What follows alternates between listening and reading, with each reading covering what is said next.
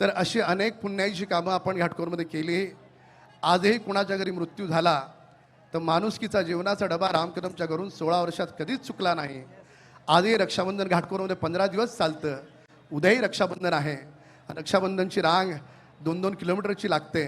हे सगळं प्रेम फक्त आणि फक्त तुम्ही मला संधी दिलीत म्हणून मी कमावू शकलो. खूप खूप ऋणी आहे. माझं पूर्ण घाटकोपर, पूर्ण मुंबई शहर, महाराष्ट्र आज आपला ऋणी आहे. खूप खूप धन्यवाद. मुख्यमंत्र्यांना विनंती करेन की त्यांनी संबोधित करावं. भारत माता की छत्रपती शिवाजी महाराज की धर्मवीर छत्रपती संभाजी महाराज की जय भवानी, जय भवानी. हाथी घोड़ा पालकी, हाथी घोड़ा पालकी, जय कन्हैया लाल की. आज भारतातील सर्वात मोठा दहीहंडी उत्सव जो घाटकोपर मध्ये डॅशिंग आणि दयावान आमदार राम कदम यांच्या माध्यमातून 2009 सालापासून आयोजित होतो. त्यामध्ये माझ्यासोबत उपस्थित झालेले महाराष्ट्राचे मंत्री माननीय आशिष शेलारजी, आमदार प्रवीण दरेकरजी, माननीय प्रमोद शर्मा गुरुजी, या ठिकाणी उपस्थित राम कदम यांचं कार्य वैद्यकीय क्षेत्रात पुढे नेणारे ओम, संपूर्ण कुटुंब, उपस्थित सर्व कार्यकर्ता पदाधिकारी, विशेष रूपाने उपस्थित असलेले आमचे वीर सर्व सैनिक आणि उपस्थित सर्व गोविंदा भगिनी आणि बंधूंनो,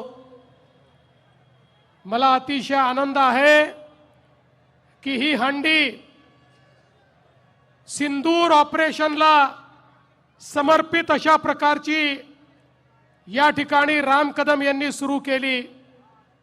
ऑपरेशन सिंदूर हे पाकिस्तानच्या पापाची हंडी फोडणारं ऑपरेशन होतं आणि आमच्या वीर सैनिकांनी ज्या प्रकारे पाकिस्तानमध्ये घुसून आतंकवाद्यांचे अड्डे तहस नहस केले, त्यांचे मिलिटरी हवाई अड्डे त्या ठिकाणी उखडून काढले, संपूर्ण जगानं भारताच्या सैन्याची ताकद ही ऑपरेशन सिंदूर मध्ये बघितली.